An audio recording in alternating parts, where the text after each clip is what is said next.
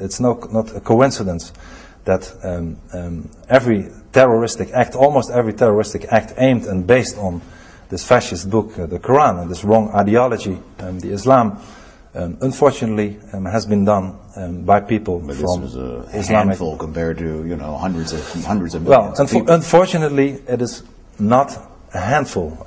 It is a growing minority who find their inspiration in this Islam.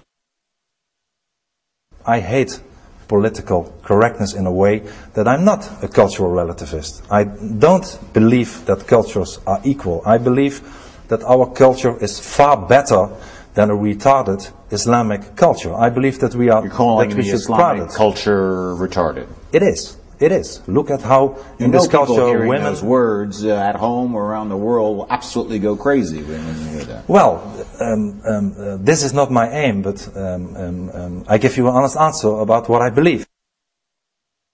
You don't know what the movie would be like, and maybe some people would get offended. It's not my aim to offend people. My aim, they might be offended. I know that. I acknowledge that. It's not the aim of the movie, but it might be. So, what the hell? It's their problem. It's not my problem. You know, just in these last couple of minutes, you've offended about 1.5 billion people on this planet. I mean, well, absolutely outrageous, not necessarily wrong or right, but outrageous that you were saying that. Well, somebody should say it. I believe I'm not, luckily I'm not the only one, but of course I make a distinction between the religion and the people. I have big problems with the Islam. I have big problems with this ideology, this religion. But I'm not saying that all the people who call themselves Muslims are wrong. Of course, also the majority of the Muslims living in the Netherlands are not terrorists. Unfortunately, a growing minority, not only in the Netherlands, but all over the world, the growing minority of Muslims is taking a radical and extremist stand. So I make a distinction, which is, of course, for some people is hard to understand, but I make a distinction between the religion. I don't believe in a moderate Islam. I don't believe what some people call the European Islam. I don't think there will be, and if there will be in time a moderate Islam, it will be in 2,000 or 3,000 years, and we cannot afford to wait. It's 5 minutes to 12, as we say in the Netherlands. But I do believe in people, which means that if Muslims try and really want to assimilate in the Dutch society, they have to get rid of the tough and intolerant and fascist parts of the Quran. But if they want to assimilate and take our values to their values, of course I have nothing against them. They are worth and have chances as much as you and me or any other. Well, Mr. Wilders, let's start with this movie that we've been hearing about. Is it a movie about the Quran, about Islam? What's going on with this? Well, Quran is Islam, unfortunately. So it's about both, but the main issue is the book, fascist book, the Quran. And what I want to show with this movie, what I already did, both in Parliament as in some articles I published in newspapers, is to show the people that many verses from many surahs are very bad indeed, and still, even today, I'm not talking about centuries ago, are inspiring people to do the worst, often implemented in laws in many countries in the Middle East. But once again, also in Europe or in the United States, is inspiring people to do the worst things. And this is what I want to show, why we should get rid of this terrible book. Is this movie finished? Is it ready to be aired? No, I'm in the process, as we are talking, in making this short movie. It's about 10 minutes time. And, well, I hope to finish it within the next few weeks. Next few weeks. And it'll be airing on where? Dutch television or internet? Well, I'm negotiating with Dutch programs, television stations. They are not all too eager to broadcast it without seeing it before, which I can understand. So as soon as I've finished it, I will show it to a few of our television stations, hoping that one of them will broadcast it. But it's really happening. Some people say, oh, it's a bluff. Oh, he's just talking about it for a publicity statement. Well, wait and see. But why would you do it? You know what kind of reaction. The advance word already is that there could be riots in the streets if you do something like that. Well, this proves my point even more, that it's needed a lot to make such a movie. Indeed, only the pronunciation that I was going to make a movie was already the Dutch government panicking, talking with imams all over the country, Muslim groups threatening to go to court to prevent the movie being published, as if we have no freedom of speech in the Netherlands. So all the reactions before even the movie is finished, let alone broadcasted on television, proves my point exactly, that it's very needed to make a movie, and that well, people should bear some criticism also in the Muslim community. People will admit that there is a real clash of civilizations going on right now, but isn't your kind of rhetoric, your kind of discussion, just fanning the flames, burning on this issue? Now listen, we tried for many decades in Europe. We tried it the other way. We tried it to do it with dialogue. We tried it to do it by accepting other cultures, by calling them equal, by saying that everything is allowed. A few years ago in the Netherlands only said that it's wrong that people have 5 times more a social benefit if they are from Moroccan origin. You're almost called a fascist, which is totally nonsense. So we are politically correct. We tried it every time, every day again.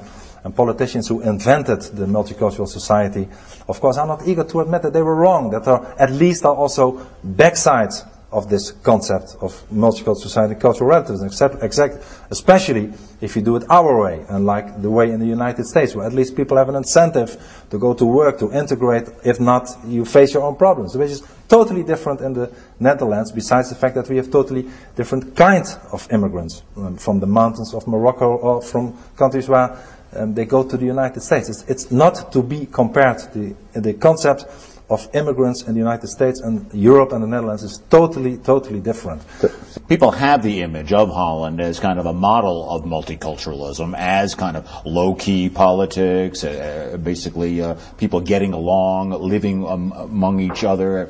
What are you saying? That's just the facade, and the reality is something else? Well, I don't. Netherlands. I mean, the multicultural problem brought us all the problems, and not only the fact that those people came here, but that you cannot even blame all the individuals to come to a country where they can have a better life. But unlike, for instance, the United States, we pampered all those people. We have a real perverse social security system, and people even get more social benefit than when they work at the minimum wage. So there's totally no economical incentive to get the best out of yourself and to work. And if you work, you assimilate, you get friends, you have something to be proud of, you use the values, you share the values more often. If you don't, if you give people housing without any pay, if you give people a social benefit, if you don't tell them that to beat up your wife or to let your wife or your young daughter not work in the Dutch society, that it's wrong, that it's not okay if your son beats up homosexuals on Saturday evening in Amsterdam. If you don't do that, you get into trouble. So it's not only those persons who are doing that, but it's also, in the last decades, the Dutch politicians that were responsible, that they allowed it to happen, that they never said, stop, it's our country, we are the boss, it's our values. If you want to come and stay here, that's okay, but only if you adhere to our values, to our principle and our law and constitution. And unfortunately, that is not happening. So with all the tolerance we are having, unfortunately, we are also tolerant to the intolerant. We should learn to start being intolerant to the people who are intolerant to us. This would be the best lesson for the Dutch government to learn. You were voted in a recent poll, it was a poll both on the internet but also among parliamentary press here in Holland, as the most popular politician in Holland. Why? Well, this is something you should never say about yourself, and so I have to be modest about that, but I don't know. I think that the poll was within the group of journalists and within the public. And I think within the public, people respect that at least there is one political group in parliament headed by a politician who is not afraid to say what he thinks. And a lot of people in Holland, we are not xenophobes or racists, but we want to stay proud of the identity that we have, which is not being an Islamic country with Islamic values. And people are fed up with the crime, with the taxes they have to pay for the unemployment, with everything that goes along with this Islamization of the Netherlands. So they feel that at least there is somebody who says our culture is better and let's stop the immigration and let's work on the problems that we have and try to also help the people that are already here to assimilate, but according to our rules, not to their rules.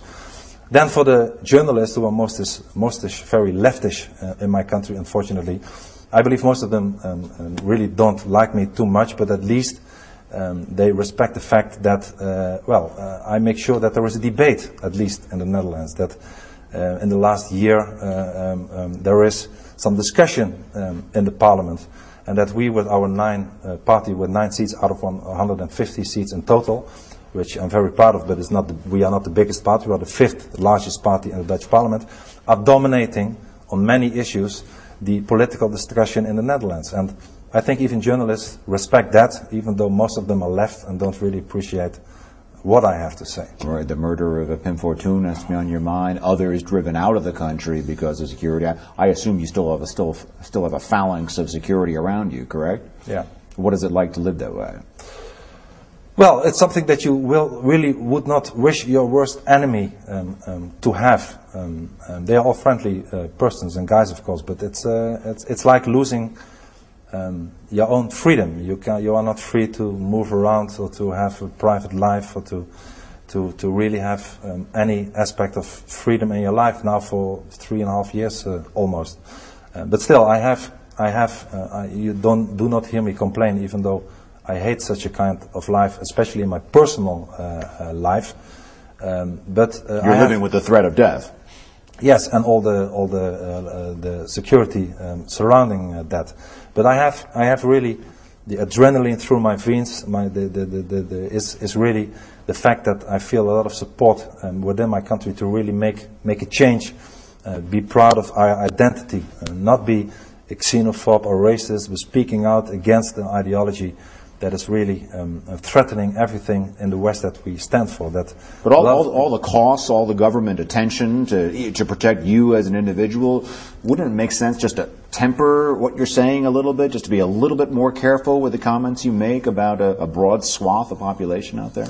Well, thank you very much for your personal concern, but the answer would be no, sir, because if I would do that, if I would moderate my voice, or maybe stop talking like that at all, then the people who are not using democratic means, but undemocratic means like death threats that I'm getting every day, those people would win. And in a democracy, if you are against somebody, you use your freedom of speech, go and debate, write an article, go vote for a party that thinks differently.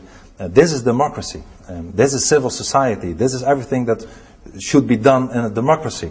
So if I would stop saying what I really think, and once again, more than 500,000 people voted on my party and on me personally. So I also have an obligation to the voters that expect this from me. And I believe in it. And if I would not do that, I would not only play a nasty game to my voters, but I would also give a signal to everybody who says, if you say what we don't like, we will kill you, behead you, or whatever, do terrible things with you, that they are winning. That they are winning. And they will never, as long as I live, at least